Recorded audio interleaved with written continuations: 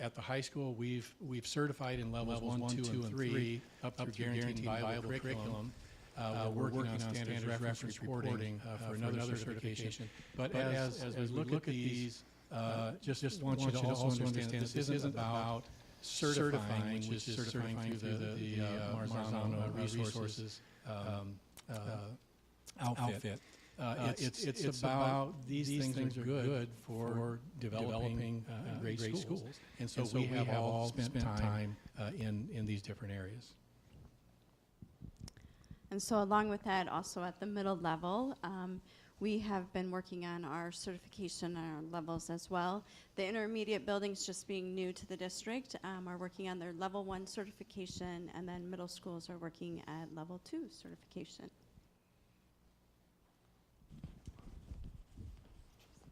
Okay, so I'm going to touch base on student support services. We cover a lot of ground. So tonight I'm just going to talk about health services, touch on a little bit of special education, and then our services for English language learners.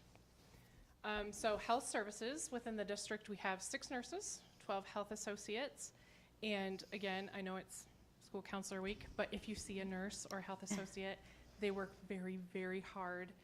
So give them a high five or a handshake if you see them. Given what had happened on our football field about a year ago and the recent NFL player that needed CPR on the field, we've been talking about CPR, first aid, and the use of the AEDs, and want to make sure that we've got people in every building who are able to save a student or an adult in their proximity. So far, as of November, we have 32 staff trained across the district, CPR, first aid, and the AEDs. And we have put out a list of who's interested, and this was of earlier or late last week. We had 60 plus people on the list, so that's wonderful. AEDs in our district, it's good to know that every elementary through middle school has 1 in each building. The high school has 2. Our Success Center hasn't had one, and we've got about 4 weeks, and we should have one there as well. The LRC has 1, and you should have seen it coming in the door. Aquatic Center has 1, and then we've got about 3 to go between the sports fields. So for special education, there's just some numbers here for you. For the intermediate, we've got 84 students with IEP services and 8 student support service teachers. Hazel Point has 50 students with IEP services and 4 teachers. Moving up to mid-level, Excelsior has 79 students with IEP services and 9 teachers. Oak Ridge has 58 with 6 teachers. And at the high school, we have 204 students with IEP services and 19 teachers. And then we talk about 4+ services. This includes students who are attending the Success Center, Vital, Career Connections, and there's 14 students right now participating in that. So services for our English language learners, if you don't know already, we are growing with families and students where English is not their primary language, and it's wonderful. So right now we have 9.5 teachers and 1 ELL associate. Our 9.5 teachers cover all 12 buildings. Several of them run between buildings, so they have some windshield time in there. We're currently at 36 languages, and approximately, give or take, 229 students who are eligible for ELL services. So some neat things that we're doing. The picture up there is of Time Kettle. We only have 1 pair. They look like AirPods, and what we can do is that for our families who do not speak English and come in and want to register their students or ask for anything, I can give 1 earbud to the parent and designate it for whatever their primary language is. I can keep 1 myself in English, and I can talk back and forth with them. So I speak in English, they will hear it in their primary language. Awesome. It also hooks up to the iPad, so you can read it as well, because we know some things get lost in translation, right? So we would hope at some point we get 1 of those for each building. They're about $300 a set, so pretty reasonable. The other things that we use to help communicate with our families, we use talking points, which is on the computer. And again, I can text in English, and the parent can read it in their designated language. kind of neat. And then we also use AccuTrans for interpreters. So if we don't have the fancy little earbuds, we dial into AccuTrans and say, I need this language, and I will speak, and the interpreter then interprets. So. Okay, we're going to transition now. Student Support Services is a big part of our educational program. We're going to transition a little bit into our general education program, which includes Student Support Services in many ways. And in this program, the larger program, we really structure a lot of what we do around these 5 critical questions. And the 5 critical questions: what is it exactly that we want students to learn? How will we provide instruction to allow for the most student learning to occur? How will we know when they've learned it? How will we respond? How will we respond when they don't learn it? And how will we respond when they already know it? And again, we design lessons around this. We design schedules around this. This is really an important aspect of our educational program. Here I've got a picture up here. I took some pictures of some of our high school students. So they're in culinary lab, and they're preparing something. I'm not sure what they're called, but they're going to pop them in the oven here in a little bit. When we look at that, you know, they're at the point where they're testing their learning, and the teacher's going to get some sort of an assessment of how things are going. You don't see this in the picture, but this is true story. On the table next to him, there was a pile of cinnamon rolls that probably had spent about an extra 10 to 15 minutes in the oven, and they weren't looking very good. So at that point, then the teacher's looking at number 4. How will we respond when they don't quite have it yet? You know, what is it that we do? The simple example, but we do this with all of our learning. So similarly, at the intermediate and middle school level, we respond to those same questions when we design our learning and outcomes for students. So part of what teachers are able to do is to work in those professional learning communities. At the intermediate level and middle level, we are able to meet in interdisciplinary teams and have planning throughout the week. And so you don't have to teach the same curriculum. You have that opportunity to talk with other teachers that teach other interdisciplinaries.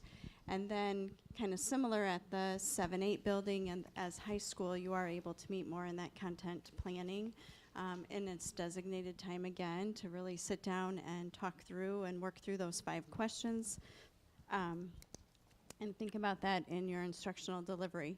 Common assessments are another piece that we use a lot at the middle level, really trying to have clear understanding of what it is that student outcomes should be in learning. And so again, having 2 buildings at the intermediate and having 2 buildings at the middle level and feeding into one high school, it is important that students that we deliver to the high school have those same experiences and have those same student outcomes and are coming with that same suitcase of knowledge. And so that's that next bullet point. So one of the things that I've talked about a lot with teachers is that we don't want students sitting at the high school that teachers are like, oh, you must have come from Excelsior, you came from Oak Ridge. We want those students to look the same throughout those classroom settings. So common experiences are important, and that communication between buildings and teachers is also important. And then finally, kind of thinking about multi-tiered systems of support. And so thinking about all the different areas in which we monitor students, we monitor what matters. So it might be academics, it might be attendance, it might be behavior, but all those key pieces that go into that whole child, and then how it is that we respond as educators within the system to those pieces that are important to our students.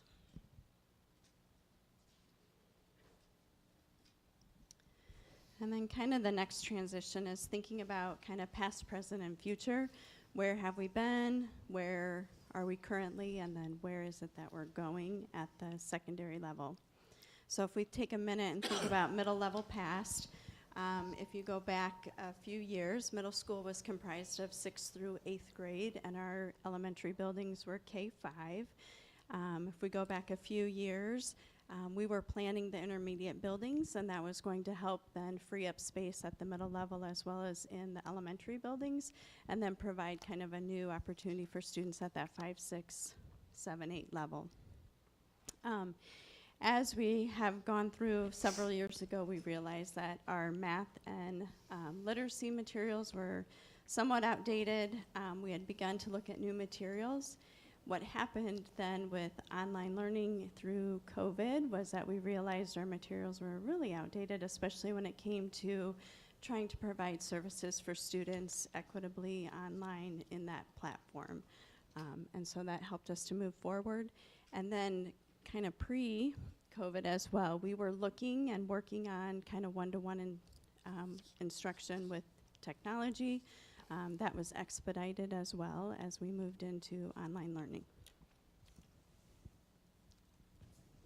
And at the high school, we were just a year ahead with the one-to-one. And I won't go through all of these different years, but it was just 3 years ago that we first went one-to-one. We started with Power School Learning. We moved into Schoology as learning management systems. We had the remote virtual learning because of the COVID during that spring of 2020. Social distancing, dual platform, teaching and learning. Standards reference grading just came in last year.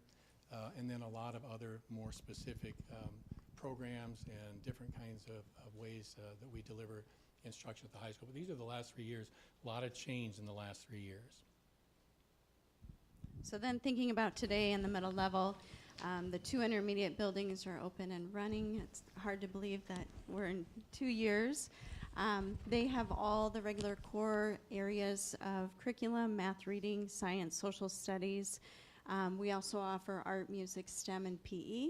And they have many clubs and intramurals that are happening in those buildings. I had teachers in my office today working, and they were all talking about just the great clubs and activities that they're able to offer students throughout the day.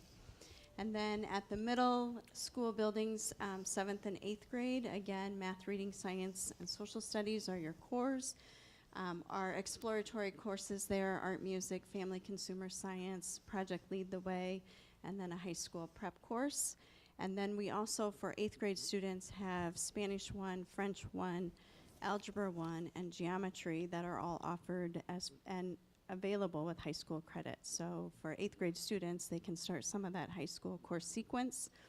And then at 7 and 8, that's when athletics also begin, and our co-curricular activities associated, kind of thinking about some of our fine arts activities that students can do at that level that is different from intermediate. All students are one-to-one, 5 through 8. And then this year we have introduced new math and literacy materials at the 5-6 building. So knowledge-based literacy materials that all are all aligned to the Iowa core, as well as problem-based math materials, and that's 5-8 that are also tightly aligned to the core. And then we continue with our PD development this year, really working with with teachers, with instruction and innovation coaches and teacher leaders to kind of continue to move that new instruction and practice forward. Okay, we have many of the same elements at the high school as we do at the middle school level. At the high school, standards reference teaching, learning, and reporting. Things broaden out quite a bit when we get to the high school. A lot of the foundation built at the middle school level. We continue to build foundation at the high school, of course, but things really broaden out to where we have a lot of different opportunities for students. We have 13 different departments at the high school. There's 185 courses that are offered, greater than 1,000 sections that are offered each year. When we say a section, that's a group of anywhere from 15 to about maybe 30 students. So greater than 1,000 of those are offered each year. 5 core departments, 4 CTE departments. Then we have our performance area, art, music, physical education, student support services, a lot going on there as well. So just a lot of different things that are available for our students. Of the 185 courses, yes, we have the Algebra 1 and the Algebra 2 and the Geometry and the General Biology and, a lot of those things that you would think of. But we also have things like computer integrated manufacturing, or we have, culinary basics or a Pro Start. We have law and the Constitution. We just have a lot of things that are available for a lot of students with a lot of different needs and desired career paths. In addition to that, we have college level off-campus, alternative concurrent enrollment courses, career academies, and PSEO, which is post-secondary enrollment option, and that's those are the kinds of things that we have with, say, Mount Mercy or Cove, where we send students to those colleges for instruction. Also, we have co-curricular programs at the high school, FBLA, FFA, Fine Arts. Okay, these are outside activities that are run in concert with our regular education programs, extracurricular programs, and you can see we have a lot of different extracurricular programs. And the thing about this is, you know, when we look up there, we see a list, yes, but each one of those is huge. You know, when we look at robotics, it is a big deal for those kids that are involved. There's a lot of time, a lot of energy, a lot of effort that's put into that, and I could say the same thing about each of those different extracurricular programs that we have. As far as professional development, this year we have targeted climate and culture, and a big part of that is because of, you know, coming back off of, you know, a lot of the disruption in education the last couple of years. Students weren't necessarily used to functioning in a building of, you know, with 2,200 others and doing it in a way that wasn't disruptive to the learning of the other 2,200. So there were a lot of things that we were working on with regard to behaviors, but a big part of that we realized is just, you know, relationships. And so we have spent a great deal of time this year working on positive teacher-student relationships. They were there, we're just bringing them up. Same thing, you know, particularly the activity in the hallways and that sort of thing. Again, the behaviors, they were good. We were just being present and bringing those up. We have also made a real effort to contact students, contact parents in a positive way through written communications this year. I think we've sent out, as a building, well over 800 handwritten notes that were positive for the parents or the students, just in the last probably couple months. Okay, thinking about the middle school future, we want to continue to support our teachers and students with high quality instruction and materials, and so that was part of looking at the new materials for this year, is to continue to move that forward. Use of the PLC process, again, emphasizing that with our teachers and going through that process and enhancing what we do every day for students.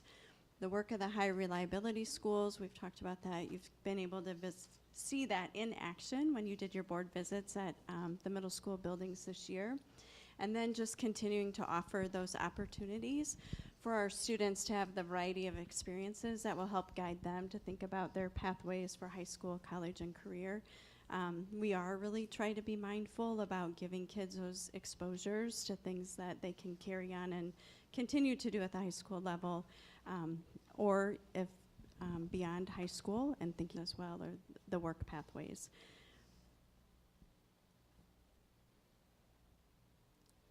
And at the high school, here are some of our big focuses for the future. Number one, we want to continue to work to improve as a comprehensive high school.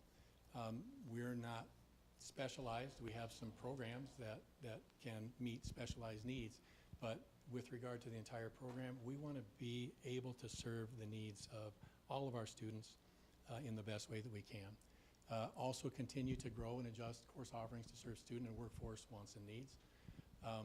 You know, students have their designs on what they'd like to do. We do have needs in the workforce that we also want to make sure that we have opportunities to help students prepare in those areas. So we're constantly looking at our coursework and making adjustments with that. It's important for us to deliver high quality teaching and learning. And so that's a big effort that our teachers are always engaged in, finding ways to best deliver learning to students. And then as far as professional development goes, we have three big areas that we're going to be focusing on in the coming years. Focus on learning, always focus on learning, so we're always going to be continuing to look at our curriculum maps, our standards, our scales, all of those different kinds of things that we use to help facilitate learning. We want to continue our support for social, emotional aspects of learning, which are so critical to the performance in the classroom and to the academic side of things. And then finally, to continue focus on building positive relationships with students. that is what we have for you tonight. We have time, I believe, for some questions. I have just a few questions, actually. The first one is, you shared a little bit of information about IEPs at Boulder Peak and Hazel Point, and one of the things that stuck out to me was that there's about half as many people at Hazel Point as there are students at Hazel Point versus Boulder Peak that are being served with IEPs. I'm just curious if you have any thoughts as to why there's such a discrepancy in the numbers being served, and if it's if that's just what your thoughts are with that.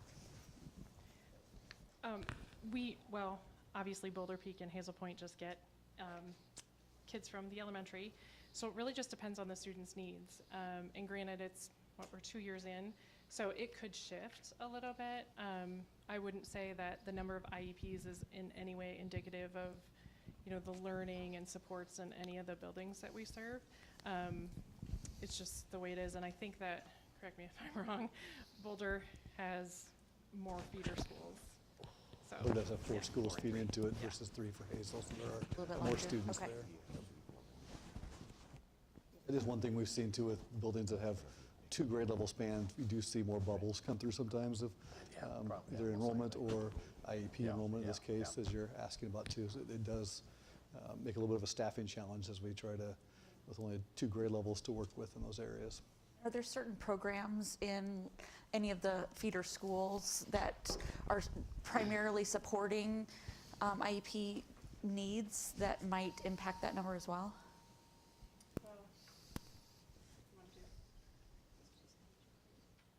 We have just one behavior program at the intermediate level, and that's at Boulder Peak. Okay. So due to staffing, we didn't have the numbers to support 2 programs, so It might impact that as well? Yes, that would impact that. Okay. And then I was curious also about the ELL program, and that device sounds amazing, and that's so exciting, and I would love to have one in every school. I think you're also, so yes, I'm very excited about that. I'm curious where it lives right now, and how, if a family needs that, or if a school needs that, how it's being shared amongst the district. So originally, we had it as a demo. Okay. We learned about it, originally Atumwa started using it. So we were on a conference call with the makers. They sent us this demo unit. We gave it to all our EL teachers. They had a certain amount of time with it. They used it in the classrooms. They used it, with parents. And we kind of found that in the classroom, it wasn't as helpful. It was hard to get that immersion and then also give them the headphones. So we're gonna focus more on the parents with that. It actually lives in my office, and we've told everybody, if you need it, let me know. I'll bring it over. I'll teach how to use it. I have an iPad that's designated for it, so it can all just go together. All the directions are with it. It's actually pretty easy to use. So, but yes, it's open to anyone in the district if they need it. You're finding that it's working fairly well for that purpose so far? So far. And we've only had it a couple months, so I wouldn't ask for more devices until we know for sure. That makes sense. Can I add to that, Melissa? I appreciate you bringing it up. That was my question as well. But I was really intrigued. We spent a school session at Westfield, and needless to say, they have the big map on the wall, and that just really intrigued me, opened my eyes. But to have 229 students involved in this process, my question is that's a large number of students. How many staff members are involved in that, or is it pretty isolated? Are all the staff members involved? And then the second thing is there a progression in that? Are these students able to get to a level that they're not, quote, ELL students anymore, or where does that progress to? So, for designated ELL teachers, we have 9.5. And as you said, for Westfield, that's our biggest building. We have approximately 78 students in that one building. So we have 2 teachers at Westfield, and we have one of our teachers pop over at the end of the day for another student, just to make sure we've got enough time in there for services. As we move into the future, we're going to try and get more of our teachers trained to use, I would call it good UDL, Universal Design for Learning, to differentiate for our students who are not primary English speakers. And that's just a progression in how we learn. And we have a lot of teachers who, at Westfield, have gone through this with several students, and so they've really got it down. And that collaboration between the classroom teacher and the ELL teacher is wonderful. I forgot your second question. Well, the question is how do we progress? Gotcha. And how long are the students involved, or are they involved in this for a number of years, I guess is the question. Right, so it depends on the student. Every spring, they take a test called the ELPA 21, and that tells us how they're progressing in reading and speaking and listening, and we look at the growth data on that. Last year, we had several students make tremendous growth, and maybe it was the first few, I don't know, months back from being online, but it was wonderful.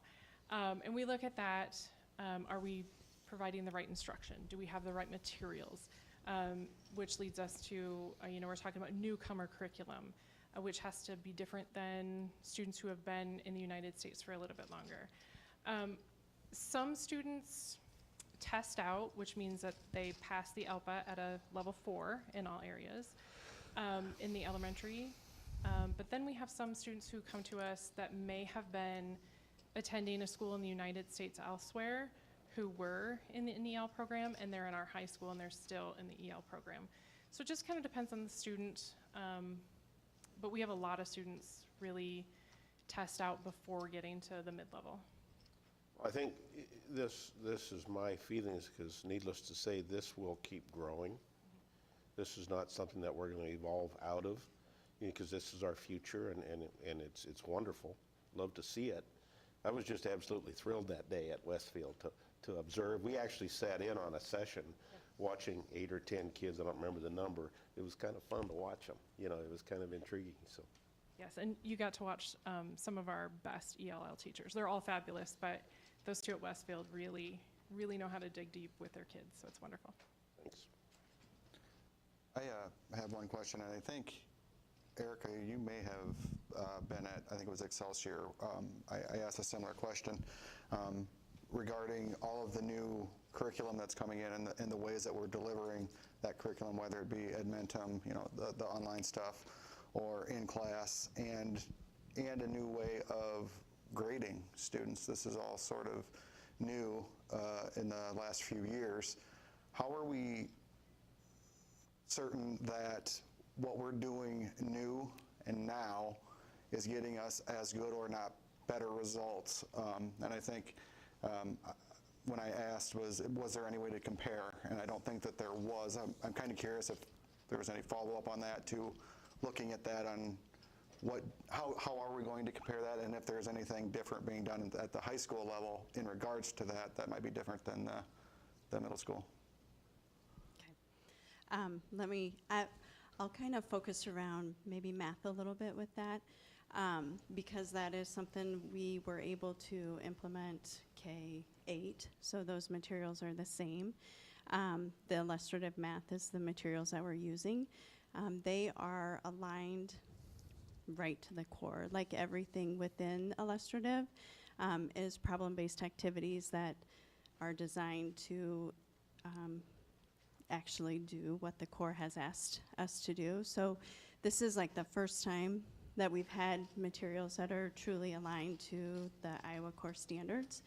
And so what has been evolving as we've gone through and looked at those materials is being able to actually, we've been standards-based grading now at the middle level for quite some time. But the way that we had to approach standards-based was we had our standards, we had our materials, and we did our best to mesh those together. And so now having materials that already do that alignment for us has been wonderful, because we've been able to really focus now on really that delivery of instruction, as well as then what are students providing us as their work, and how can we give feedback, and how can we grow. And so thinking about the grading piece, that has caused teachers to kind of look back and reflect again on how we've graded. And so we're able to look at a unit of math now and really look at that as evidence towards that standard. Most of the units have 1, 2, maybe 3 standards that are being evaluated. We also are very clear on kind of the major work standards that we have in math right now. And so we know how that maps through the different grade levels. We know the dependency of certain standards from prior grade levels to future grade levels to how all that fits into higher level math like algebra. So being the first year that we have this, what will be interesting is also then to look at, now that ISASP is standards-based as well, to be able to look at the correlation of the work that we're doing with our spring test scores as well. ISASP just released, I believe last week, you're able to go online and look at the new practice tests. So I've started to look at some of that, and we'll spend some time looking at that as well. Not that we're trying to align instruction to the test, but it'll be the first time that kind of our materials, our grading aligns to the standards-based grading that we've been trying to do, and then our state test aligns as well. So that picture, if you can hold on till spring. Okay. I'm hoping to be able to show you some really good results, but I think as difficult as it is to implement new materials, and as it's tough. It's tough for teachers. We've come off of COVID. We've come off of online learning. We've come off of students being at home and at school. I have to commend all the teachers and their ability to dig in and take on that work, because I do believe it's good for kids. And I believe the best is yet to come to see what we're able to do with them. Okay. So. Well, thank you. It's obvious you looked into that much deeper, and I appreciate that. And I look forward to the spring, I guess. Me too. Excuse me, I have my own. With regard to the high school, many of the similar things is what Erica has said. We do have the standardized testing. We've got ISASP, okay, and we're able to look at that, but there's always a little bit of a wonder whether or not that's a true reflection of how our students are progressing. And there's a lot of reasons for that. I think one probably the biggest reason is it's not tied to anything for the students, and so the motivation might not be quite as high to do really well on the ISASP as what it would be in say my chemistry class or something like that. So we do have that to look at, but what we're going to see with the standards, what we haven't been able to see before, is we're going to be able to see how students are progressing relative to whatever the key core knowledge and skills are that are associated with the course. And we haven't always been able to see that. We've been able to see, okay, this student got 70%, this student got 90%. You've heard this before, and we say, well, that's 90 is great, and 70 probably needs a little bit more work, that kind of thing. But specifically, what does that mean? We can tell now. In fact, I was going to relate this, and wanted to try to go through this so you guys had time tonight. But at the high school, we have a couple people right now that are actually working on a way to pull the information from PowerSchool and pull it in real time. Okay, probably won't pull it every instant, but they'll pull it, real time data where the students are at on the set of standards that are associated with all of our courses. We're not talking about pulling the standards from one course. We're talking about pulling the standards from all 185, every kid where they're at on those standards, and then pulling those numbers in such a way that a teacher can look at it and say, okay, standard number 11, where are our kids at? Okay, are they proficient? Are they above proficient? Are they below proficient? And so for a given course, to be able to have that and a visual look at that, and it's also color-coded, which is nice. It's, again, a teacher leader and our media center specialist, it's Brian Johnson and Zach Mixdorf are the ones that are actually pulling this together. But it's quite exciting, it really is. Jeff, our principal, has always talked about being able to have on the wall, the standards, and being able to see at a glance where kids are at any given point in time with relation to each of the standards for the courses. He's now going to be able to do that. And we're going to be able to see how kids are progressing on those standards, and we haven't been able to have that kind of a picture before, so it's pretty exciting. Thank you. Anybody else?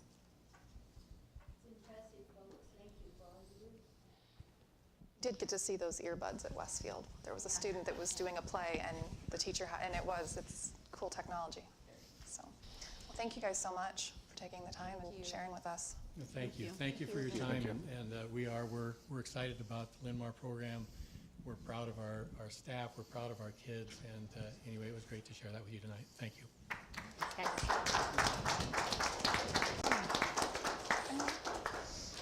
Next up, we have sharing on our recent board visit to the high school. So anyone want to kick that off? Visit? Yeah, go ahead. I was just going to say, I love the way it was set up. We had a couple students with each of us and took us to different places, so we all experienced some of the same and yet some of the different things that were going on, going into the classrooms and see what was happening. I happened to be in a situation where it was toward the end of a classroom when they were reviewing for a test, or it wasn't really a test, it was just a way for them to show their learning, and the teacher was reviewing of the things that she would be looking for, and when they got done they had maybe about 10 minutes to work on it, whatever. Well, students being students, most of them were just like, okay, end of the thing.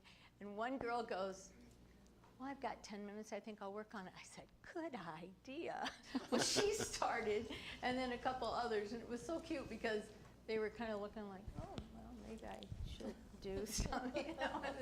Anyway, it was fun, and then also the students that were with me were talking about the positives they found and why they decided to be a part of the organization where they would walk around and talk about the school and all that. It just seemed very positive, and they were excited about things to come. They were also excited about hearing some of the facilities and different things that would be available in the next few years, and they were going, I wonder if we can come back and visit. I said, absolutely, anytime, you know. So anyway, it was all good.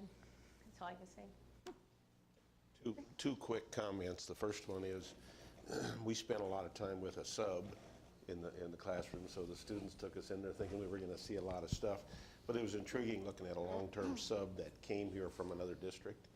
She's retired, and how much she enjoyed the district, and she has 2 children in the school. So that was kind of a positive side note. And then another one that's maybe a small thing, but I was intrigued by it, was the first classroom we went to, there was a box in the corner with slots in it. Every cell phone went in that box when the kids came in the door. If you have students in high school, you understand that. I was not aware of that because we hear of all those negatives.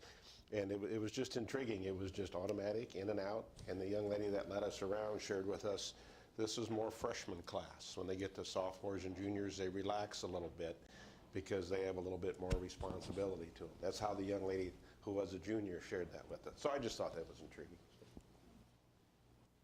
I thoroughly enjoyed going into the level 3 autism room and spending some time with Ms. Powers as well as some of her students and interacting and engaging with them.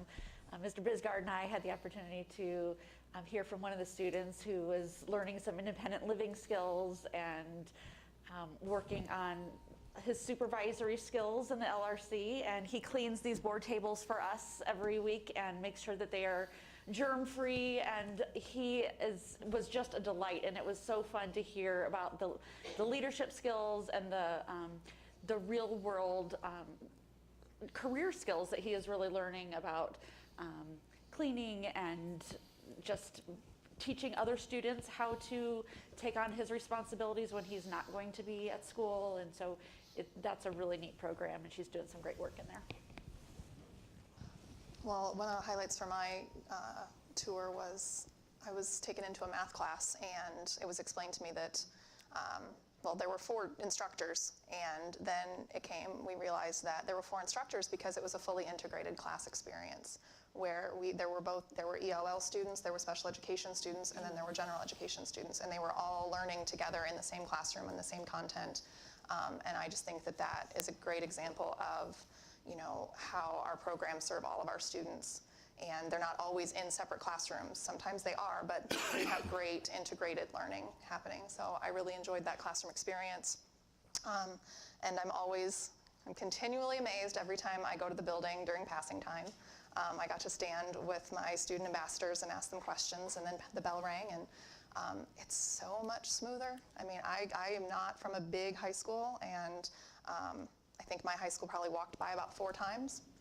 And it's just, everyone knows where they're going, and it's calm, and it's organized, and so I'm always impressed by passing time, probably just because it wasn't my personal experience. But I enjoyed the visit. I really enjoyed talking with Jeff and his team afterwards as well about, you know, the staff, the work that they've been doing. And I will say it's working, because the students I was with, they said they've really appreciated the focus this year. They can see the effort that the staff are making, and it does feel positive to them. So that was my feedback on the visit. Yeah, most of you have already said similar things, but the ambassadors that we were with, they were so energetic. They knew exactly what they wanted to do, what they wanted to say. They answered all of our questions. Because of my situation, as they're going around, it was kind of fun to show them what used to be, and where the nurse's office and the administration office and all those types of things. And then I could reverse it to show them how it's grown. And like Saunders said, you know, being on the facility committee, hey, these are some things, we're just not settling for this. It's kind of like Mark and Erica and what they said. We're still moving forward, so I was able to talk to them about what some of the future plans are. Needless to say, when I mentioned the parking lot, they really enhanced their ears and hearing, and they were all for that. And how things are going within the district, that you know, the students were happy to be back in school, learning, back with their friends, participating in a lot of different activities that Mark pointed out at the high school. And so it was really enjoyable to see them. But some of us were located in really key parts of when the students moved.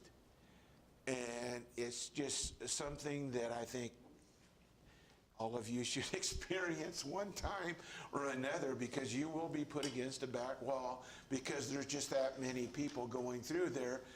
But what I enjoyed about seeing that is how the students accommodated one another, even though they were going in different directions and different places, and how organized they became themselves.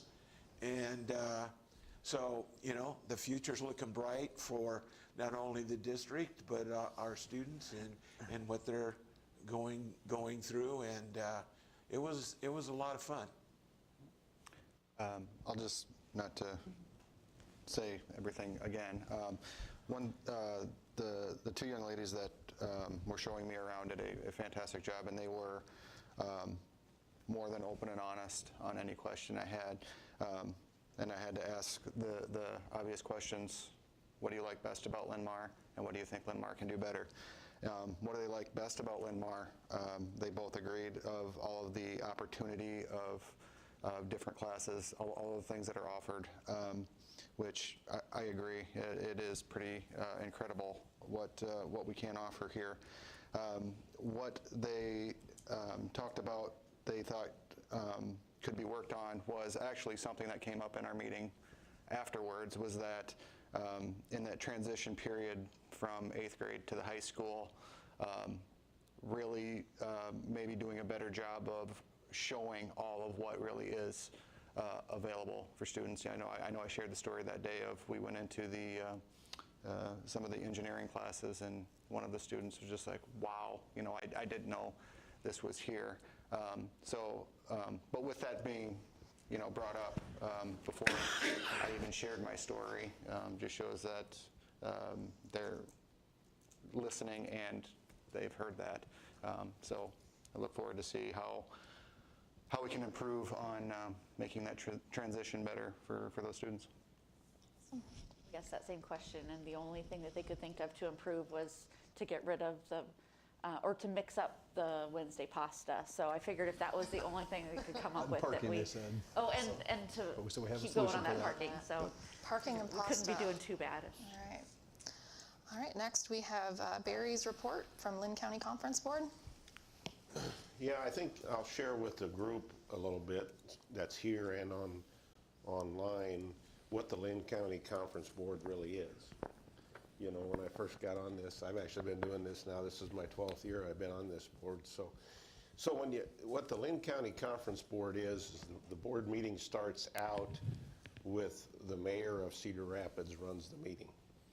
The people that are at this board, there's representatives from every school district in the county, every mayor in the county, and then the county supervisors. And to keep in mind that Linn-Mar, probably 35 to 38% roughly of our students actually live in Cedar Rapids. So we have that question quite a bit is why are you going to a Cedar Rapids board meeting? And basically what happens there is the mayor talks about the budget. She talks about taxation, just like we all talk about all the time at our finance meetings. And we actually, as a group, as a block, we approve the budget as it's written, as it's presented. And it talks about raises, it talks about salaries, it talks about adding positions, it talks about all of those pieces. So I'm always a little bit intrigued by it, but they throw a lot of numbers around. One number as an example, $47 million of real estate was taken off of the tax rolls after the derecho, which means they were in process of being repaired, they were not repairable, whatever that is. Well, at the end of this last year, just shy of $47 million has gone back on the tax rolls from that group.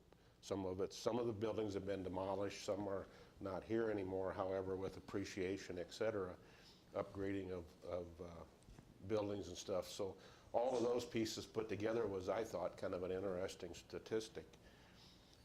Real estate is still selling at a pretty good level in the Cedar Rapids, Linn County area. Not to the extreme it was 2 or 3 years ago, but it's still moving forward.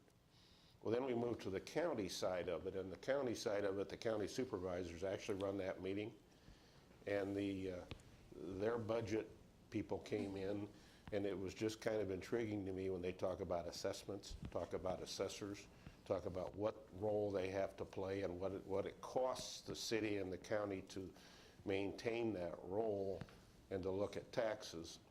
And they do the same thing we do. Dave does, Britt, Clark on the finance committee, is they listen to legislation, they look at what are tax rollbacks on properties, what are the valuations of properties, and you throw all of those things in the air, and they really don't mean a lot to most of us. But that's what they use as they work on the assessment of your property, all of those kind of pieces. And their hands are tied a little bit like ours are. The county, the county supervisors just point blank looked us in the eye and said they have to cut over $4 million out of their budget. Case closed, just across the board. Don't even talk about it. We've got to find a way to cut that. So it's coming from all of us from all angles, and that's the only reason I share that, because some of these things are being pushed downhill from the state. So the state is trying to pass the buck a little bit, so then it's put onto the counties or the cities. And that quote is coming from the people that were sitting in the room with us that day. So just to make sure everybody understands, because everybody thinks that this ivory tower makes all the decisions. Well, we have a voice in that. We block it, we vote as blocks. So school board votes, the city votes, and the supervisors vote. And there's a lot of good discussion, but it's intriguing to see all the numbers. Most of us look at those numbers and think, what are we looking at all this garbage for? Well, that's what it takes to run a state, run a city, run a county, and also a school district. So what input goes into that, and how much thought and discussion do we have? Needless to say, I asked a lot of questions. I've been in there long enough that I'm not afraid to ask. Where 8-10 years ago, I was afraid to ask questions because I didn't know what was going on. Well, now I can ask because it does affect our district as a whole. As Dave comes to us with numbers or whatever, it affects our district as a whole. And so basically, you know, once again, as you know, I spent a couple hours there that day at that meeting, and I probably put about 8 to 10 hours of prep time into it because their budgets come out in a book about that thick. And I think that's very important as a district that we have input into that. There was a young lady there from Mount Vernon that really dove into it as well, Mount Vernon School District. And those are all just intriguing things that we have to look at because, needless to say, these will be challenging times moving forward. But all of these things, I mean, they talked about 5% growth, this net growth, this rollback to 62, this rollback to 59. Well, that really doesn't mean a lot. What's the bottom line? What's it going to do to us? So when we get our tax statements in early March, needless to say, that'll probably prompt some phone calls to them especially. But it's kind of intriguing what happens, and it also is intriguing what happens on the commercial level. Most businesses in this community and all communities, they protest their taxes every year. You know, whether it's the mall, whether it's Walgreens, whether it's Hy-Vee, whether it's Rockwell, those people protest their taxes every year because they're the big boys. They got the attorneys, and they have that right. I'm not saying that at all. Well, what they're trying to put in law now, that those phantom protesters can only do it every third year, which would really be a nice thing because there's a lot of expense to a city getting attorneys or whatever that is to try to challenge those things. So all of those pieces together, maybe I'm boring, but I enjoy that discussion, and that's intriguing to me because it's going to affect our bottom line moving forward as well. So. Thank you. Any questions for Barry? I'm just amazed at, because I did not know before, but I want to thank you for educating me as to what goes on at these meetings and how many people are actually involved. And I appreciate that immensely. Thank you for doing that. So next up, policy meeting met on Friday, and we went over the latest round of annual, or what is it, or biannual review, however you want to say that, every 3 years? Every 3 years. Yeah, triannual. But since our meeting was on Friday, the policy changes will hit our next board meeting. But we just looked over the annual policies that were up for review and a couple ones that have been tabled, like the student, is it nicotine, tobacco, alcohol, drugs policy. So all that will be coming at the next meeting for review. You guys want to add anything? Legislative update. Shannon, I'm going to let you take the lead on that one. Just a reminder, we're still very early in the legislative session. Feels like a lot has happened in the first several weeks, but we are still a month out basically to the first final deadline. So I think it's important for everybody to stay tuned in and stay attentive. March 3rd is that first final deadline, I believe, too. So just keep that in mind. Last week, near the end of the week, and I did not send the updates today, so this may have changed, but SSA, our funding amount for next year, has really been interesting to watch. The governor came out 2.5% proposal. The Senate came back with 2% proposal, and then the House came back with 3%. So they're all three different spots. The House and Senate came to a pretty quick agreement on 3%, it sounds like, as well, too. Nothing finalized in that area yet, but that has been evolving pretty quickly the last few days, which would be fantastic. One, if 3% is the number, that's better than we've received in past years. It does not keep up with inflationary rates, but it's still better than we've seen. And to be honest, the earlier we know that, the better for us for planning and budgetary purposes as well. So that would be helpful if we could find that information out sooner rather than later. But that's a topic we'll want to continue to stay connected with. A lot of bills still floating out there. Like I said, since we're not the first final deadline, so it's hard to keep track of which ones are moving and which ones are going to be stagnant. We do have Day on the Hill next week that Britt and Clark and I will be attending. So anything you want us to really lobby for or talk to our legislators about, besides the obvious ones, we'd be glad to do that. Look forward to getting something scheduled with our reps that serve our district, and that's always a good conversation to have as well. I think that's the main ones. There's 1,000 other bills we can go into that Melissa's tracker we can look at as well, but it's just so many moving pieces right now. It's hard to get a real good handle how many of those are going to move and how many are not. So. I haven't seen the, one of our priorities is at-risk dropout prevention. I haven't seen that bill move yet. It's assigned, but they haven't done anything with it yet. So that will be something we talk about next week. Trying to get, we're stuck at 2.5%, and some schools get 5%, so we're going to try and advocate for that. And then we'll talk about special education, of course, because that's another priority that we've had set as a board. The only other thing I would add is that just for people to pay attention to things if they do start to move, because there are a lot of things on the table that could be very detrimental to our students, our families, and our district if they do pass. And so just keeping your eyes and ears to the ground will be important. Any questions? Shannon, your update? My update will be very brief this time. Just want to have a couple of celebrations to acknowledge from over the weekend. My cabinet update has different things throughout the district, but does not cover this weekend's activities, and we had a lot of things take place that were very successful. So I'll make sure to highlight those as well. Our contest speech team had 3 teams earn Division I ratings at state. So congratulations to freshman Readers Theater, varsity Readers Theater, and one-act play. Our boys swimming took 2nd place overall at the district swim meet. If I counted right, 11 individuals and 3 relays have qualified for state this weekend, so congratulations to them. Our first ever girls state tournament took place this weekend, which was really cool to follow. And we had our first ever state place winner, so congratulations to Kate Seary for taking 8th place in the 110-pound weight class. And the national anthem to kick off the entire sold-out event was sung by Linn-Mar senior Lavi Mizuma, I believe is how you say her name as well. She's had some pretty cool opportunities since singing the national anthem at one of our sporting events, and just continues to get some pretty unique experiences. So to get to sing the national anthem to kick off the first ever state girls wrestling tournament is a great honor for her, and I know there's several other things scheduled for her coming as well too. So pretty cool honor. And then the last one I'll mention, our POMs always do well at every competition they go to, and this year their national performance was their highest ever finish for the POMs.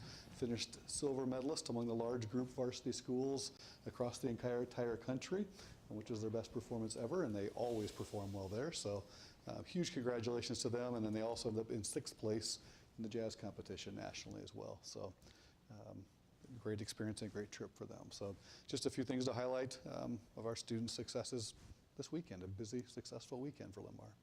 Watched the video of the POMS routine, and I don't know how they stay upright after spinning that many times, all in like perfect synchronization, but 2nd place is pretty phenomenal, so good for them. Right, any questions for Shannon? Okay. Moving on to unfinished business. I make a motion to award the bid for the stadium parking lot expansion project to Rachi Construction as the lowest responsible bidder for a total base bid of $589,250, as well as their alternate bid if needed and to be determined during construction for the amount of $49,500. Second. We're having a hard time hearing this wall. Your mic is maybe a little far away. Motion by Rachel and a second by Clark. Any discussion on this one? I will add that these bids are, we had 9 bidders, I think, Dave, is that correct? So we were pleased to see that level of traffic, and this bid did come significantly under what we estimated it may come in at, in the $850,000 range, I believe. So love to see that kind of savings from our initial projections as well. So we're pleased to bring this bid forward to the group for consideration tonight. Their discussion. All right, all those in favor? Aye. Aye. Opposed? Moving on to new business. I move to approve the open enrollment request as presented. Second. A motion by Clark and a second by Melissa. Any discussion? All those in favor? Aye. Aye. Opposed? Motion to approve the consent agenda as presented. Second. Motion by Melissa, second by Sandra. Any discussion? All those in favor? Aye. Opposed? All right.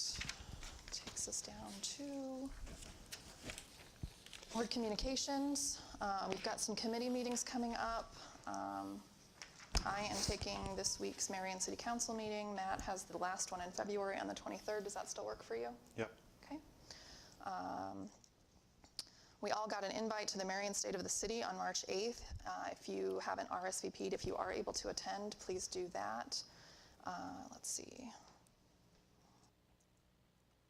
Does anyone want to volunteer for the March 9th Marion City Council meeting? I can do that. You said March 9th? March 9th. And then when did you say the State of the City is? March 8th, 11:30 a.m. at the Marriott. Make a suggestion on the policy committee, because I'd like to do the other. It usually gets done, the first one at 1. Could we make it like 1:15 or something? Just go Agreed. from there here? Yeah, we can adjust that time a little bit to make sure everybody has So we could do adequate both? time in case they run late in the state of the city as well. Yep, let me work on that time and we'll come back with a revised version. All right. Any other communications? I would just like to share that I had the opportunity to go to the Metropolitan Orchestra concert on Saturday night. We had members from our 6th, 7th, 8th, and then our high school orchestras all participated, and that's members from Cedar Rapids, Linn-Mar, and Mount Vernon, and it was so nice. It was really enjoyable, and I haven't had as much experience watching the younger kids play, and it's just phenomenal. So again, kudos to the kids in our programs that are just high achieving and excelling in those areas. There as well, and they did a phenomenal job, so congratulations to them as well. Also, just an FYI, just in full transparency, I'm updating my conflict of interest form, and I will be turning that into Shannon tonight for my new employer. Thank you. Anything else under communications or board calendar? We will be adding Matt, you asked, we'll add the superintendent dates to this calendar for the next agenda meeting. So. Thank you. Anything else? I'd be glad to do the March 23rd Marion City Council. Thank you. And then we have a board visit to Bowman Woods, February 23rd, and then a board visit to Echo Hill, March 23rd. So when the RSVPs go out for those, please make sure you let Gayla know if you're able to attend so the schools can plan for us. All right. Anything else? All right. Motion to adjourn the meeting. Nope. We got to do audience communication. Oh, sorry. That's okay. I'm just skipping right ahead. At this time, I will call those who have signed up to speak to the microphone. We will receive and acknowledge comments, but will not engage in a dialogue with the speaker because of the set agenda for the meeting. Remarks are limited to 3 minutes per speaker and should be shared in a respectful manner. Nick Hall. Thank you, everybody, for your time this evening. I know nobody gets into the school board business for the money. I'd like to start with the briefing that we opened up this meeting with is exactly the thing that attracted my family to Linn-Mar, to the Linn-Mar district from Colorado. We moved here to be in this district, and that type of stuff it's inspiring, and the innovation we saw, I think, hats off to these educators that are here today. I do want to address, Ms. Wall, your comments on Facebook on the 24th of January. You wrote, or you posted, "The purpose of a public education is not to teach kids what parents want. It is to teach them what society needs them to know. The client is not the parent, but the community." And you followed up with a post that included the following. What it says is that public education is an ecosystem. Our community is the collector for which it exists, not for any one parent, any one student, or any one person, but rather for us all. The problem with the original statement, and perhaps especially your follow-up, is that it is fundamentally Marxist, and therefore superimposes the needs of society or community collective over the best outcomes for children. This is not an inflammatory attack against anyone or any group, but an observation based on historical precedents.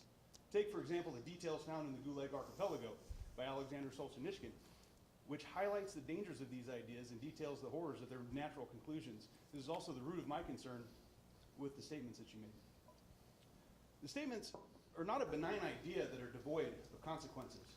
The statements beg the question, who determines the needs of society? Is it a single person? Is it a group? From where does this person or group derive their authority or determine the needs of society? Many here are no doubt aware that according to Marxists, the state determines the needs of society. And perhaps you're all familiar with Marx's slogan, for each according to his need, from each according to his ability. We all want our kids to be productive members of society that lead happy and healthy lives. Marx's slogan and Marxism in general are utterly antithetical to this desired outcome because we live in a representative democracy with a codified constitution, which stipulates the state is not equipped and does not have the right to prescribe the needs of society. The bottom line is that Marxist ideology, the likes of which in your post, they're diametrically opposed to the liberty Americans are free to enjoy. Our children are the collateral for the answers to these things that we discuss, and it's imperative that we get everything right for our children's sake. Thank you.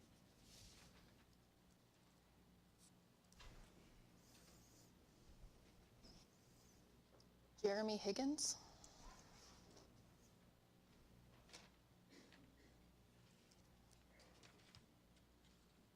I'm here this evening as a resident of the Linn-Mar district. My wife and I also, like Nick before me, moved to the area from the other side of Cedar Rapids due to the awards of academia here at Linn-Mar. My wife and I have 3 sons. We have since taken them out of the Linn-Mar School District because of many of the choices that are made by the school board. But ultimately, I'm here this evening to ask for the resignation of Ms. Wall, and it is in similar comparison to Nick's statements. Due to your recent social media post, I believe it speaks volumes about how you view the education system and how you want to see our children educated. What's important to note is that your remarks, again, like Nick, and we haven't communicated about this, but your remarks closely resemble not just Marxist thoughts and ideologies, but Karl Marx and Vladimir Lenin specifically. Karl Marx is noted as saying, "Give me the musicians and the poets and I will have the nation." And Vladimir Lenin, of course, said, "Give me just one generation of youth and I'll transform the whole world." I too will read your remarks and will stack those up against this. The purpose of a public education is not to teach kids what parents want. It is to teach them what society needs them to know. The client is not the parent, but the community. The nature of that statement is suspect at best, and in my opinion blurs the lines between a proper public education and the apparent socialist agenda of Ms. Wall, and I believe that that's wildly dangerous. You know, there was a time in this country when educators focused on educating our children. They weren't social media warriors, they weren't social justice warriors, and I believe you have blurred those lines.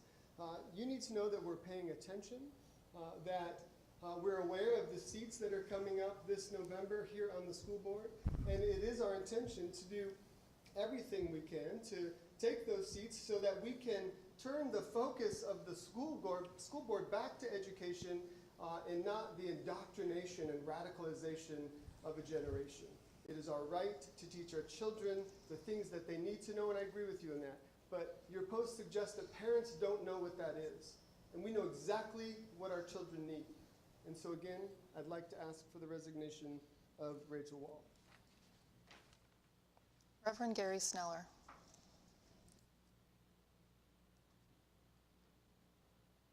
Reverend Sneller here? I believe he went home for dinner and was planning on coming back. He just did not know. Scott Phones.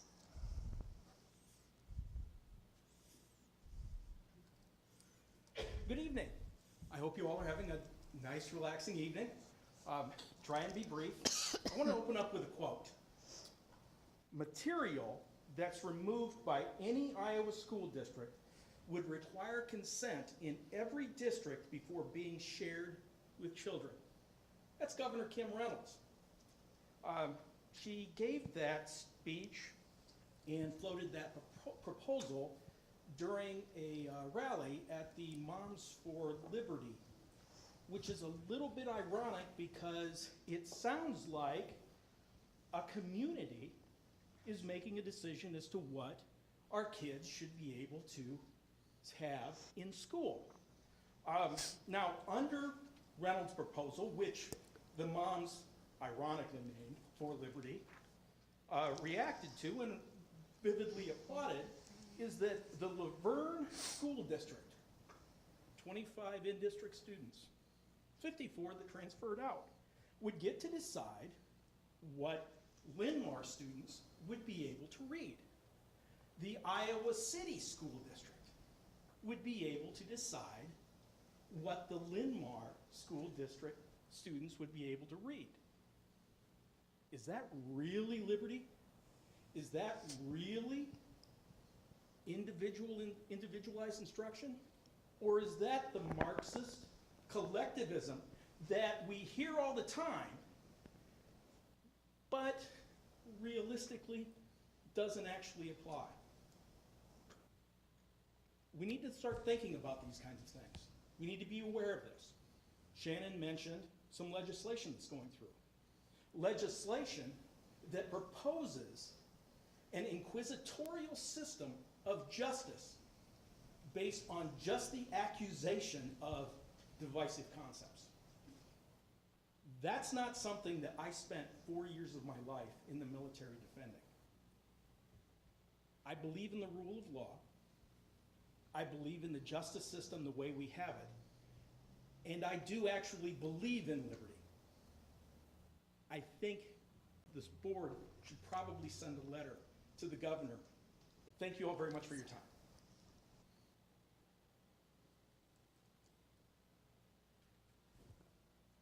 Reverend Sneller.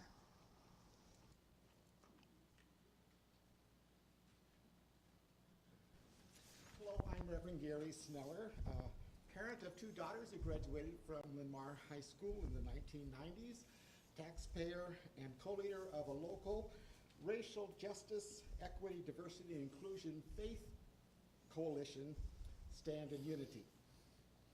Public education is part of the bedrock foundation upon which American democracy and society is built. The Linn-Mar School District has been a leader in public education since 1948.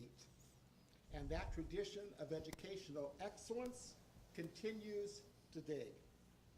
As the school district now searches for a new superintendent to guide us in the ongoing pursuit of a superior educational experience for all students, an educational experience that meets the broad spectrum of needs, intellectually, vocationally, and socially, presented by students in our community. I want to express gratitude to Superintendent Shannon Bisgard for his excellent leadership of this public school district these past several years. I want to express deep appreciation to you, school board members, for your tireless commitment as guardians of excellence for this school district.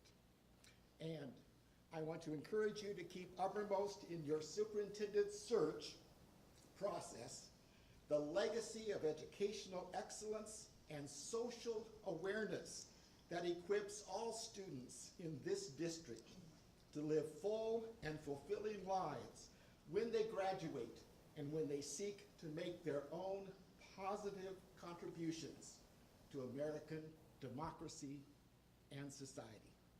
Thank you. Linn-Mar.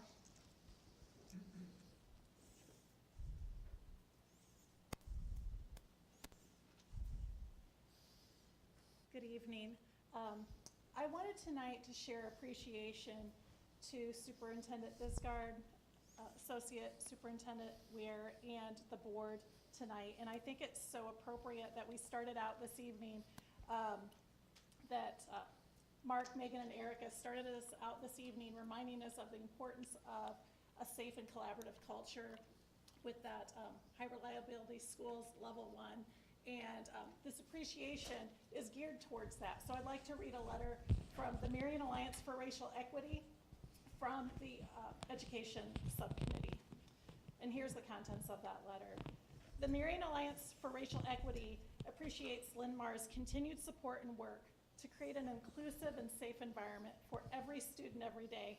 We commend several actions the district has taken this last year to help move inclusiveness forward at Linn-Mar. We appreciate the actions of the Diversity, Equity, and Inclusion Committee, as it has been integral to getting initiatives in motion. Some of the action it produced was creating a diversity newsletter, analyzing student climate data by informing next steps, and giving input to create a more inclusive school calendar. We appreciate the district and the board's actions that walk the walk of diversity, equity, and inclusion. The passing of policy 504.13 and 504.13R helps create an environment at Linn-Mar where transgender and gender nonconforming students can feel safe. Also, the board's approval of a more inclusive school calendar is a step that will help move Linn-Mar families, that will help more Linn-Mar families feel welcome and included. Linn-Mar's clear support of diversity, equity, and inclusion in these important action steps over the past year show a commitment to creating safe, supportive, and inclusive spaces for all students, staff, and families. Thank you. Sean Sanford. Thank you, board, for having us speak. So, first off, I'm a resident of the Linn-Mar School District, and I did have 2 children that attended Linn-Mar schools. As of last year, the beginning of last year, we did take them out. We took them out because of some things we saw coming. And I wanted to address the board in regard to Ms. Wall's post. Things that obviously the community has seen, and the actions and what's been passed. We saw this coming, but she verbalized it. I don't want to, sound like a gong, but I want to read Ms. Wall's post again so you guys can hear this. And I understand that you guys have probably been engaged in this or have talked with her about this. But again, listen, the purpose of public education is not to teach kids what parents want. It is to teach them what society needs them to know. The client is not the parent, but the community. So, first off, when you guys are voted in by the people, you're told to uphold and asked and volunteer to uphold the Constitution. In upholding the Constitution, we have, freedoms in place to do that. And in doing this and posting something like this, this is wrapped entirely, what she said, and which I believe she believes, is wrapped entirely in socialism. Now, we follow, as a school board, I know you guys have, in the school system, now you guys have pushed hard to be inclusive, I understand that, but you're leaning towards the side of promoting social narratives more than you are education. And so I am asking, I'm pleading that you go back to the basics of education, and starting with history, maybe teach the history of Venezuela, or Germany and Hitler, countries that started differently and they moved towards socialism. What socialism is a false bridge to communism. It's a very short bridge, okay? You take a nation and you put them on this bridge of socialism, eventually it crowds and it collapses. You either go one way or the other. Usually it's toward communism. And we've seen countries where that's happened. Communism is not what America needs, nor is what they want. We are a free country. But I would suggest that if Ms. Wall is supporting these ideas of socialism, she is actually more than a threat to our community. She is actually a threat to our country if she wants to promote socialism. You were told to uphold the Constitution. You have not done that in which you have posted. Okay, I asked immediately for your resignation. Thank you. Ray Ober, sorry, I apologize.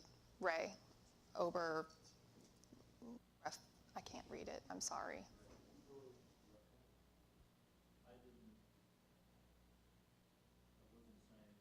Okay. Geraldine Jones.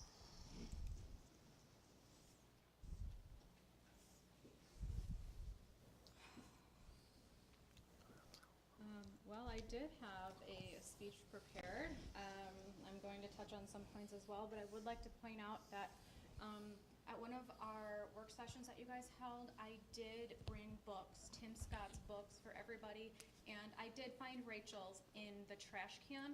I just gave it to you prior to the start of this meeting, and I just want to reiterate to everybody that once again proves her character, that she is unfit for this position, that she needs to resign, okay? Show of hands, who in here, anybody, has read the Constitution or any of our founding documents? Declaration of Independence, anybody, letters? Wonderful. Board members, would you like to participate in that? Okay.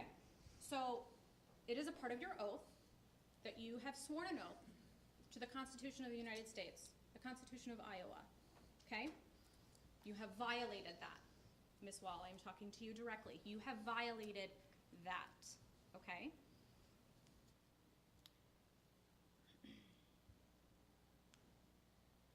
You have been elected to serve this district and to work diligently to be the voice of parents in the district. Instead, you have only shown allegiance to the teachers union, the Department of Education, and you're following in line with the actions that no longer align with the members of this community. Please consider taking an online class and find an in-person class, online or in-person class that fits your schedule. You can go to Patriot Academy. They have some on there that are free to take. It's a 68-week course.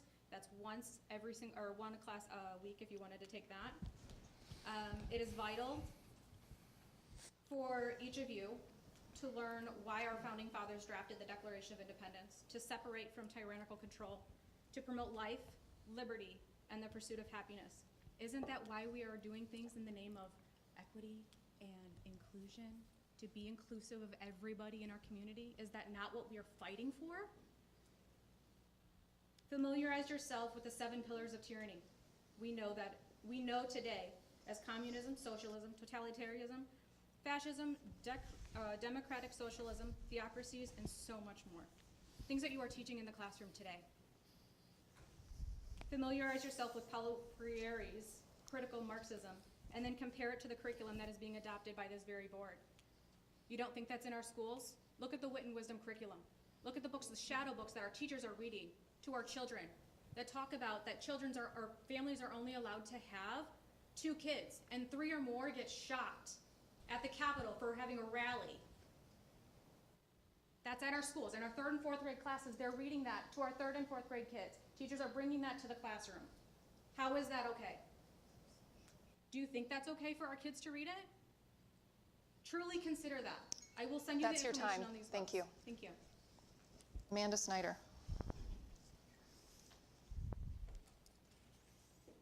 Evening. I would like to thank you for letting me speak. I would like to read you some Bible verses tonight. John 10:10 through 15. The thief comes only to steal, to kill, and to destroy. I come that they may have life and have it abundantly. I am the good shepherd. The good shepherd lays down his life for the sheep. The hired hand is not the good shepherd and does not own the sheep. He sees the wolf coming and leaves the sheep and runs away, and the sheep snatch them and scatters them. The hired hand runs away because the hired hand does not care for the sheep. I am the good shepherd. I know my own, and my own know me, just as my Father knows me, and I know my Father, and I lay down my life for the sheep. Matthew 11:28 through 29. Come to me, all that are weary and carry heavy burdens. I will give you rest, and take my yoke upon you, and learn from me, for I am gentle and humble in heart, and you will find rest for your souls. Esther 4:14. For if you keep silent at such a time as this, relief and deliverance will rise from the Jews from another quarter, but you and your father's family will perish. Who knows, perhaps you have come to royal dignity for such a time as this. My hope for this board is that you open your ears and your hearts to the concerns of these parents. You listen to what is brought before you and seek the Lord's guidance in what is right in his eyes. Thank you for your time, and God bless. James Thacker.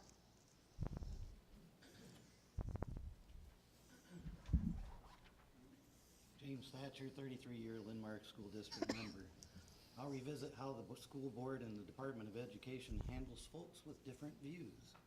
I hear contempt for people that aren't inclusive, yet the Department of Education and this school board have been exclusive in who's included with important decisions. For example, the Department of Education Title IX and Iowa Law 216.9 were passed by legislatures made up of taste great, less filling people. Yet the U.S. Department of Education chose to take a unilateral less filling interpretation of those laws, excluding the taste great folks, which of course creates issues with the taste great people who were entirely left out. The Linn-Mar board, let's look at what you guys did last year. Parents opposed to Linn-Mar policies 50413 should have been sought and included by this board for those policies, yet these folks weren't given serious consideration. In addition, I've written letters or notices or whatever, or thoughts, suggestions, that you go back and revisit it and do it again and do it the right way. That hasn't happened either. So these policies themselves are also excluding parents from their own children. So inclusive in practice seems to me, humor but not, exclusively inclusive. I see this board is looking for a new superintendent. By the way, Shannon, thank you for your service to Linn-Mar. I urge the board to ensure that taste great folks are included and have real impact with the superintendent choice, let alone with any other committees that are of significance. On a related note, I am glad that the governor's school choice bill did pass. I hope that my school dollars eventually someday will go with the student, because one thing I know is that any school board that fails to include constituents will then have consequences. And those consequences have make people make new decisions. The school of hard knocks is a great teacher. Thank you. Anna Clymer.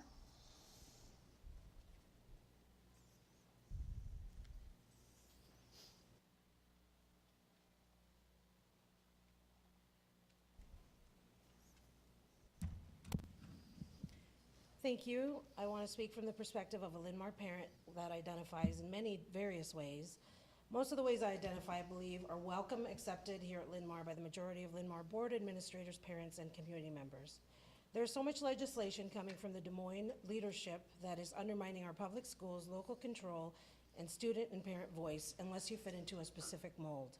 In spite of all the noise, please know that an entire community that have children in public education support you and the efforts you make for and with all our students in mind and in your efforts to do better with each passing academic year. There are many, even in this room, that say they are advocating for something, but I mostly see or hear that they are advocating against things. Against diversity, against inclusion, against local control, against our minoritized and bullied youth. And these same individuals speak openly, locally, and nationally against public school systems, against board members, against staff, against working to individually serve and see all of our students' needs. Misinformation is used to ignite fear-mongering, anger, and biases, even going as far as to push Florida's Don't Say Gay or pushing for not teaching Black History book bans. Ironic, during Black History Month. May I state, in all of history, the good guys were never the ones that banned books. Now we hear several people running for school boards, locally and statewide, that believe in fighting against the same institution they say they want to serve, direct, and guide policy and practice for.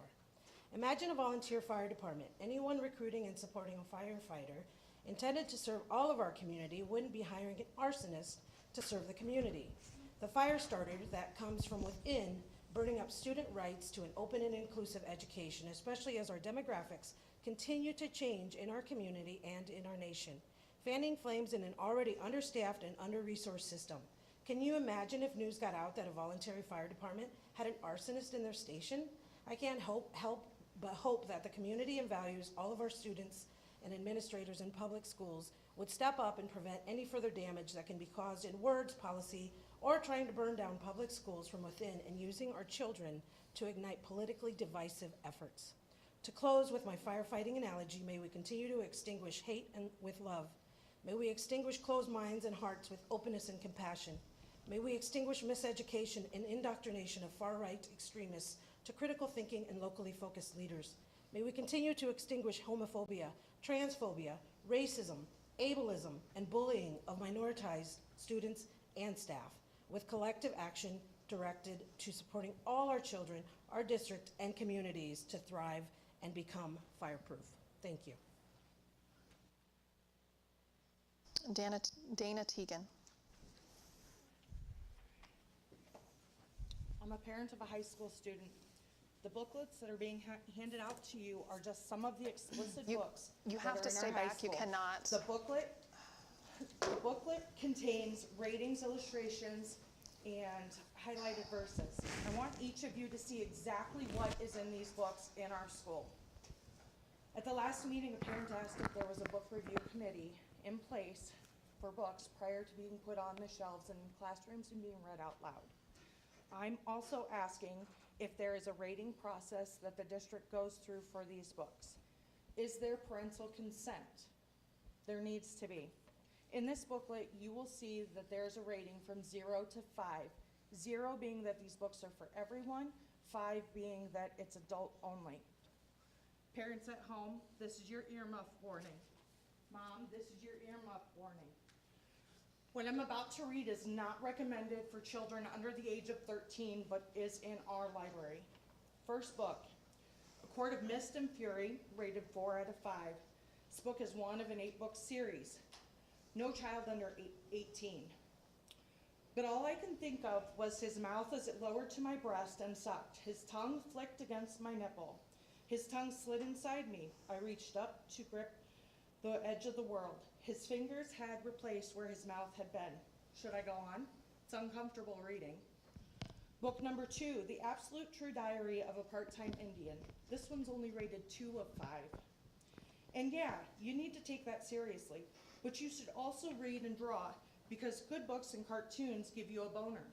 You should get a boner. You have to have a boner. Do you know that Indians are living proof that niggers fuck buffalo? I felt like Roger kicked me in the face. That was the most racist thing I've heard in my life. Book number 3, Assassination Classroom, rated 3 of 5. The illustration depicts a classroom full of young students holding guns aimed at the front of the classroom at the teacher wearing a cap and gown, saying things like, "We're assassins, and our target is our teacher." Okay, someone hand me a loaded gun. When his guard is down, you stab him. My plan is simple. If you don't like it, kill my parents, kill whoever. I'm going to keep it up. You know you think I care if I disrupt your class? I've been wanting to kill a teacher. I leave you with this.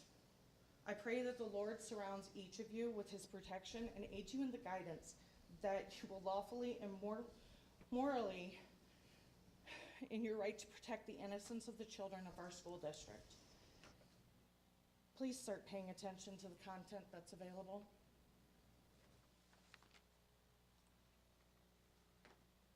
Amy Hutchison.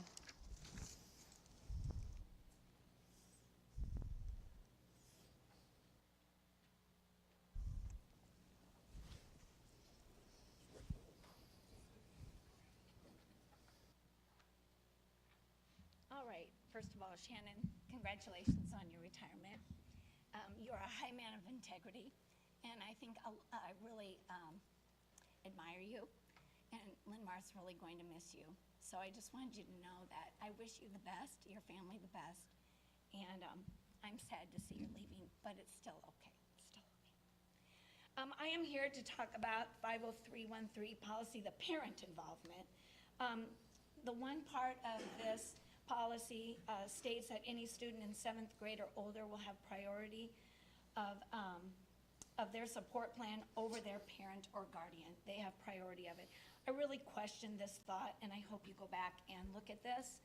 As a teacher in the district, which I am, as well as a community member here for almost 30 years in Marion, I know always that I am so thankful of the parents. When I retire here soon, I teach to the children, and I love the parents. They always want to help. They're involved. They volunteer. And they love to give their input, which I need so much to help their children. And I need their feedback, and I need them to communicate with me. So when we ask to shut parents out of certain plans, it is really putting a barrier in front. And I think we need parents to be really involved with their children. And I think about when a child is having some thoughts and some questions and they're just not quite sure what they're believing. I just think it would be so neat to ask a parent to come into that meeting. Maybe that will build a stronger family. Maybe that will build their communication. I question too why it has to be such a secret. Why don't we want to invite those parents in when our children are struggling with thoughts, with questions, and they may be a little confused? Another question I have is when a child comes to a principal or to a counselor and they're confused about some things they're thinking about. I don't care what it is, they're just confused about it. What are the questions that we are asking them? What is the protocol? Do we know what they're asking? Do we know what the principals and the counselors are asking our children and talking to them? How can we find out what the conversation is between that adult without a parent around? How do we monitor that? How do we know what they're talking to them about? It's time. Thank you. Thank you. Joe Stutler.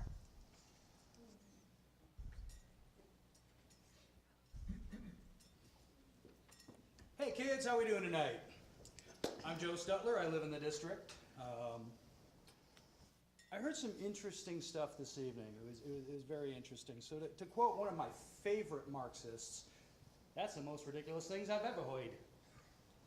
That's Julius Marx, by the way, or you may know him as Groucho.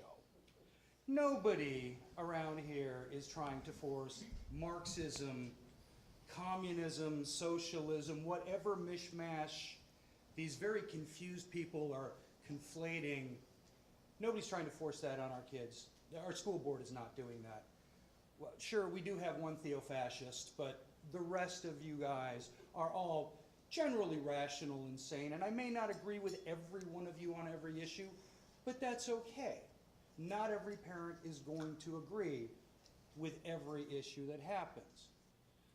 Ms. Wall was correct in that the purpose of public schools and other public institutions is for the betterment of we the people, not I the individual.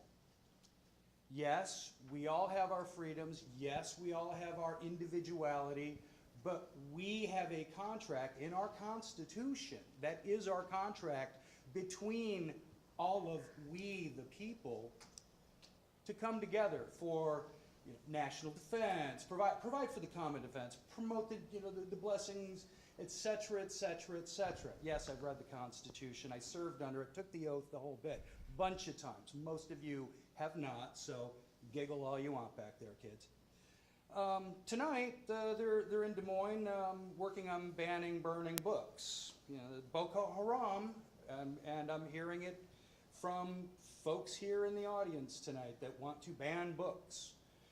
Matt's got a book in front of him, right, Shouty Man? And that book, emissions were of donkeys and horses and stuff. That's a level 4, according to the Morons for Lunacy group on their little chart. There's a lot of really disgusting stuff there, but they want to push that on our kids. It's kind of weird. I would like to thank you all for doing the work that you do, and just keep doing what you're doing, except for you. Get better. And Matthew 6:5, look that one up, buddy. That concludes audience communication for the evening. Take a motion to adjourn. Moved. Second. The motion to adjourn at 6:41 by Sandra, seconded by Matt. All those in favor? Aye. Aye. Opposed? We are adjourned.